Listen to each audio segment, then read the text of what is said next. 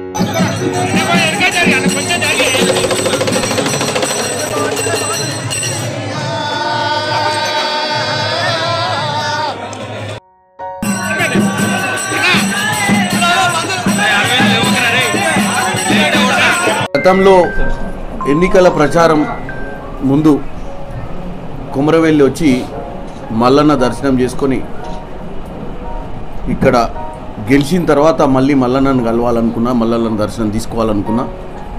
ఢిల్లీలో ప్రమాణ స్వీకారం తర్వాత నిన్న రావడం జరిగింది. ఈరోజు ఇక్కడికి జనగాంలో ఉన్నటువంటి కుమరవెల్లి మల్లన్న దగ్గరికి వచ్చి ఈరోజు ఆశీర్వాదం తీసుకొని మొట్టమొదటిసారిగా మీ అందరితో కూడా చర్చ చేద్దాం. ఎందుకంటే మేము పార్లమెంట్లో ఓతు తీసుకున్న రోజే రేవంత్ రెడ్డి గారు మమ్మల్ని అందరిని ఎంపీలను, కొత్త ఎంపీలందరినీ కూడా urban development ministry, defence ministry, తర్వాత highways, roads and surface transport మినిస్ట్రీల దగ్గరికి మమ్మల్ని తీసుకుపోవడం జరిగింది. మా అందరికీ ముఖ్యమంత్రి గారు ఒకటే చెప్పిర్రు ఎంపీలందరికీ, మనము గత ప్రభుత్వం సెంట్రల్ గవర్నమెంట్ నుంచి తీసుకురావాల్సిన నిధులపైన ఒక వైఖరి లేకుండా పనిచేయడం వల్ల కొన్ని కోట్ల రూపాయల నిధులు సెంట్రల్ గవర్నమెంట్ నుంచి మనం తీసుకురాలేదు, అక్కడే అవి ఉండిపోయినాయి. ఎస్పెషల్లీ అర్బన్ డెవలప్మెంట్ మినిస్ట్రీలో కానీ, అంటే మున్సిపాలిటీల డెవలప్మెంట్కి, మున్సిపాలిటీ కానీ, చర్యాల మున్సిపాలిటీ కానీ, వీటన్నిటికీ ఫండ్స్ లేకపోవడం వల్ల గత ప్రభుత్వాలు డ్రైనేజ్ సమస్యలు కానీ, అక్కడ ఉన్నటువంటి డ్రింకింగ్ వాటర్ ఏదైతే ముఖ్యమైనది డ్రింకింగ్ వాటర్ ఏదైతే గతంలో బీఆర్ఎస్ ప్రభుత్వం ఇంటికి కంపల్సరీ ఒక నల్ల ప్రతి వారికి మంచినీళ్ళు సప్లై చేస్తామని చెప్పి ప్రగడ్బాల్ పలికిరు, కానీ అవి ఆచరణ పెట్టలేదు. కానీ మేమేందంటే ఇప్పుడు ముఖ్యమంత్రి వారిలకు కూడా ఒక మంచి ఆలోచన ఉంది రాష్ట్రం మీద, రాష్ట్రాన్ని డెవలప్ చేయాలని. ఈ మున్సిపాలిటీలు ఎస్పెషల్గా మన పార్లమెంటు, భువనగిరి పార్లమెంటుకు వచ్చేసరికి 16 మున్సిపాలిటీలు ఉన్నాయి. వీటన్నిటి మీద కూడా అర్బన్ డెవలప్మెంట్ మినిస్ట్రీలో చర్చ చేయడం జరిగింది. Urban development minister Manohar Lal Khattar గారు కూడా కంపల్సరీగా మీరు ఏమన్నా ఉంటే ప్రతిపాదనలు తీసుకురండి, మనం వీలైనంత మటుకు స్టేట్ గవర్నమెంట్కి సపోర్ట్ చేస్తామని చెప్పడం జరిగింది. ఒక యువ ఎంపీగా, అంటే మొట్టమొదటిసారిగా నాకు ఈ అవకాశం ఇచ్చిన భువనగిరి ప్రజలకు ఈ 5 ఏళ్లలో, నిన్న కూడా నేను వచ్చిన తర్వాత కూడా సమయం వేస్ట్ చేయకుండా మనకు అత్యంత ప్రతిష్టాత్మకమైన ఎయిమ్స్ హాస్పిటల్ని సందర్శించడం జరిగింది. భాటియా గారితో కూడా అక్కడ మాట్లాడి ఉద్యోగాలు కూడా మన భువనగిరి పార్లమెంటుకు సంబంధించిన వాళ్ళకే ఉద్యోగాలు రావాలని, వీలైనంత తొందరలో అన్ని ఆరోగ్యానికి సంబంధించిన డాక్టర్లు, స్పెషలైజేషన్లు స్టార్ట్ చేయాలని, ఏ పేషెంట్ కూడా మధ్యతరగతి కానీ, బిలో పావర్టీ అంటే పేద కుటుంబాల నుంచి ఏ పేషెంట్ కూడా ఈ భువనగిరి పార్లమెంట్ పరిధిలో హైదరాబాద్ పోకుండా ట్రీట్మెంట్ కూడా ఎయిమ్స్లో జరగాలని, ఈ జూలైకి కొన్ని కన్స్ట్రక్షన్స్ కంప్లీట్ అయితే అని చెప్పారు. కానీ నేను వాళ్ళకి డిసెంబర్ దాకా డెడ్లైన్ ఇవ్వడం జరిగింది.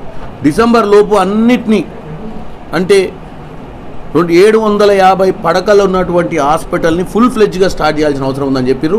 అలాగే ఎన్నికల ముందు 3-4 నెలల క్రితం నాకు తెలిసి ఇక్కడ శంకుస్థాపన చేసిన రైల్వే స్టేషన్ కోసం దాని మీద ఇమీడియట్గా నేను కూడా కొన్ని రైల్వే సమస్యలు ఇటు జనగాం భువనగిరి ఆలేర్ల రోజు ఉద్యోగస్తులు హైదరాబాద్ పోయొచ్చే వాళ్ళకి కొన్ని ట్రైన్లు ఆపుతలేరని చెప్పారు.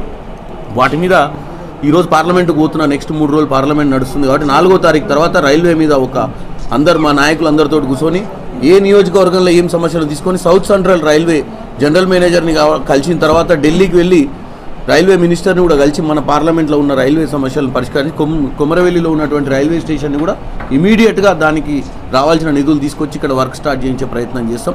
ఇకపోతే ఇరిగేషన్కి ఇక్కడ సంబంధించి గతంలో హరీష్ రావు గారు మనకు రావాల్సినటువంటి నీళ్లను మలుపుకొని వాళ్ళ సైడ్ తీసుకెళ్ళి తపాస్పల్లి రిజర్వాయర్ నుంచి రావాల్సిన నీళ్ళు ఇప్పుడు రంగనాయక సాగర్ నుంచి అన్న మనం నీళ్ళు తీసుకొచ్చే ఉపాయం ఏదైనా ఉంటే ఇరిగేషన్ మీద కూడా ఇక్కడనే కాకుండా అటు నకర్కల్లు తుంగతుర్తి అటు సైడ్ కూడా కొన్ని ఇరిగేషన్ ప్రాజెక్టులు సగంలో పెండింగ్. గత ప్రభుత్వం కాంగ్రెస్ ఉన్నప్పుడు కొన్ని కాలువలు 1-2 కిలోమీటర్ల దూరం కాలువలు బునియాది కానీ అక్కడ ఉన్నటువంటి బ్రాహ్మణ వెల్లంలో కానీ అక్కడ ఉన్నటువంటి ఆసిఫ్ నగర్ కాలువల దగ్గర కొన్ని కాలువలు కంప్లీట్ చేస్తే చాలా వరకు రైతులకు న్యాయం జరుగుతుంది. వీటన్నిటి మీద కూడా ఒక అవగాహన, అంటే నేను కూడా కొత్తగా ఎంపీగా నిలబడ్డా, నాకు మా మిత్రులు సోదరులు ఎమ్మెల్యేలు ఇక్కడ కొమ్మూరు ప్రతాప్ రెడ్డి గారు ప్రజా సమస్యల మీద నాకు కూడా కొంచెం అవగాహన క్రియేట్ చేస్తే నేను కూడా డెఫినెట్గా నాకు ఈ అవకాశం ఇక్కడ మల్లన్న సమక్షంలో మీ ముందు మాట్లాడుతున్నాను. ఎందుకంటే మల్లన్న ఆశీర్వాదంతో గెలిచినాం. ఈరోజు మల్లన్న సమక్షంలోనే ప్రెస్ వాళ్ళకు ఒకటే చెప్తున్నా, ఈ 5 ఏళ్ళు నిరంతరము ప్రజల కోసం కృషి చేస్తా. ఎందుకంటే ఎన్నికల ముందు వాగ్దానం చేయడం అనేది వేరు,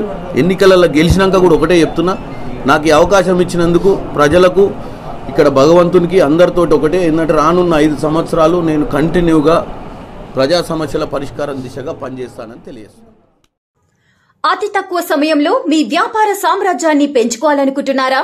తక్కువ ఖర్చుతో ఎక్కువ పబ్లిసిటీ చేయాలనుకుంటున్నారా? అయితే ఇంకెందుకు ఆలస్యం? మీ జేఎన్టీవీ తెలంగాణ ఛానల్లో అతి తక్కువ ఖర్చుతో ప్రకటనలివ్వండి, అత్యధిక లాభాలను సాధించుకోండి. వ్యాపార, వాణిజ్య, పాఠశాలలు, వైద్యశాలలు, హోటళ్లు, వస్త్ర దుకాణాలు, అన్ని రకాల వ్యాపార ప్రకటనల కొరకు సంప్రదించండి. మా phone numbers 8558288081, 9247896607. For more updates, please like and subscribe to JNTV Telangana. Hi! Subscribe to JNTV Telangana. Don't forget to like the video and to get the notification of a video, hit the bell icon.